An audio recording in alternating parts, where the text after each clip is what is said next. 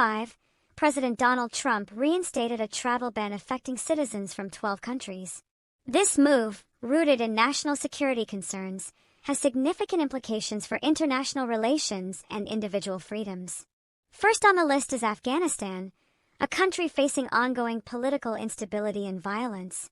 After the Taliban's resurgence, the U.S. government has cited insufficient cooperation from Afghanistan in vetting its citizens.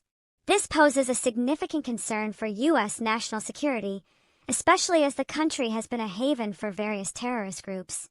The U.S. fears that nationals from Afghanistan may pose security risks due to the lack of information sharing and security measures